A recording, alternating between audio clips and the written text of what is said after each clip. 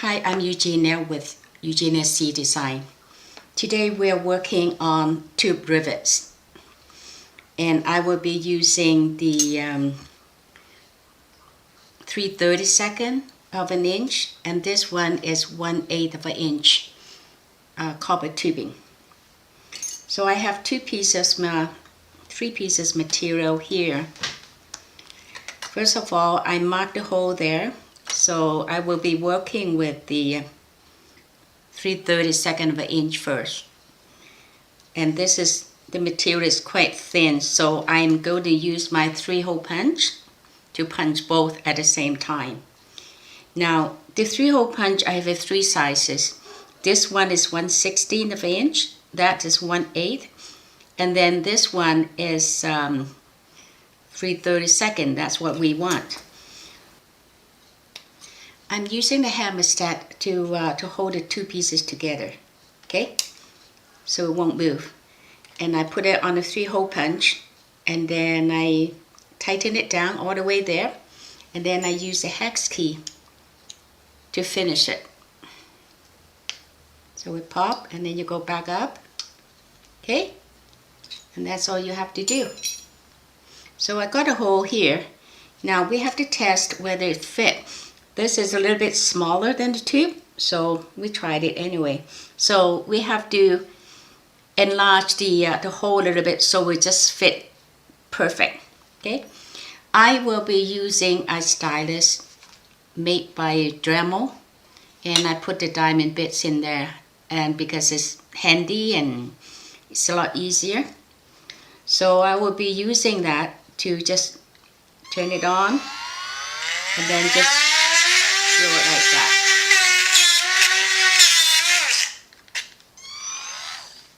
Now you try that again.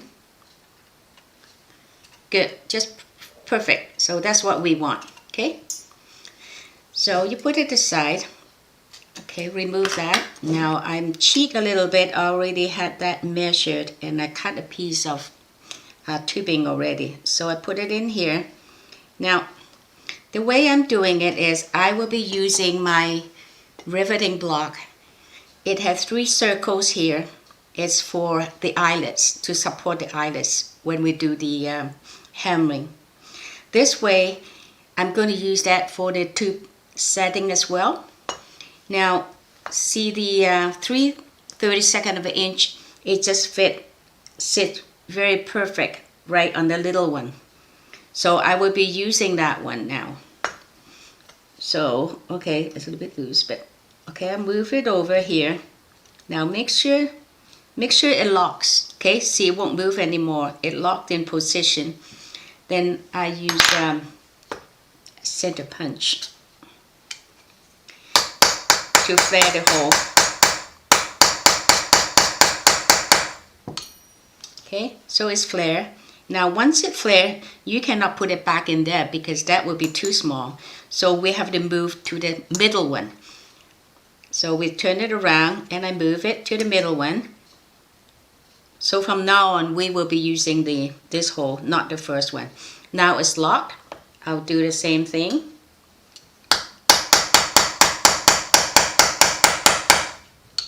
So you just keep it back and forth a couple of times. I think twice should be good. And then you flip the other side. Make sure every time you make sure it's locked. Now, so that should be good enough, and then we can start rounding the rim, so make it rounded. And this is because it got a circle here. It will support the tube and also keep the shape round as well. So I put it back here, and I use the ball side of a chasing hammer to do it. You just tap around gently around the side, a little bit at a time.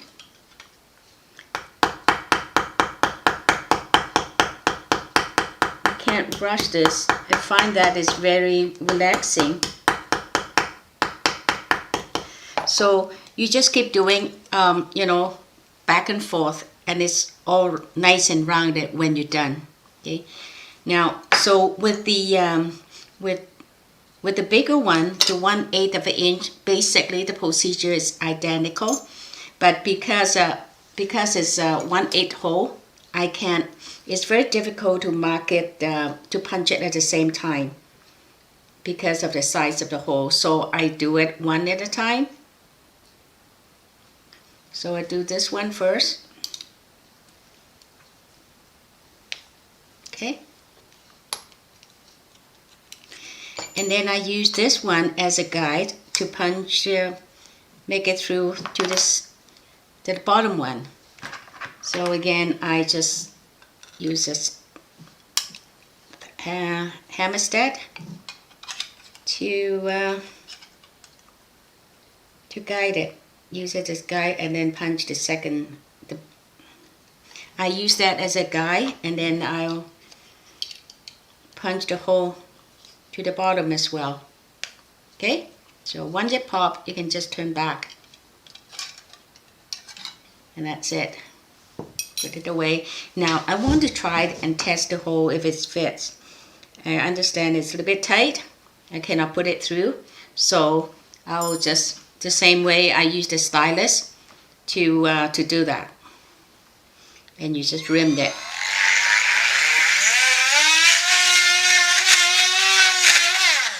And then you tried it. You don't want it too loose. Okay, so you keep trying it until it fits. Okay, now we tried it again, see if it fit. Oh, good. Maybe a touch loose, but that's okay. We'll work it out. So I take the hammer set away, and then I put the little guides in here.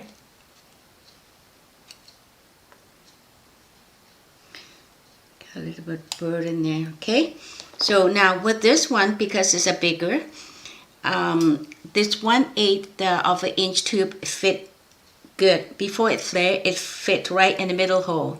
So that's what I'm going to do with the middle hole first, to flare the end first, one end. Okay, so again, you have to make sure it's locked.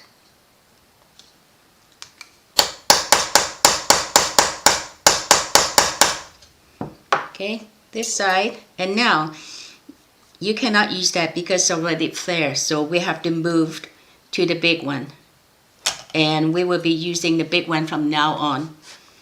Okay, so make sure it's locked, and then do the same way as we did earlier.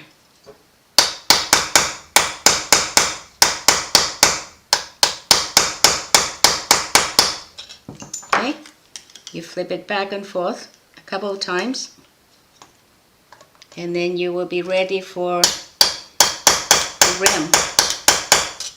Okay, so you flip it back and forth, and then use this hole again. Use the big hole as a support. You got the rim there, so hold the shape when you hammer that, and then you can step all around gently on both sides.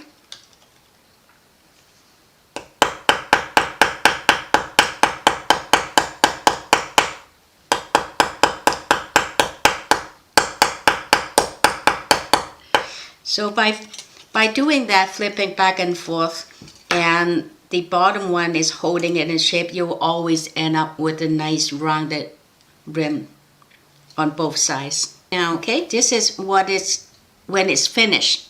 So it's nice and round. It's still got a nice rounded rim and a back as well, because it's always supported by this block. So this is for today, and hope to see you soon. Bye.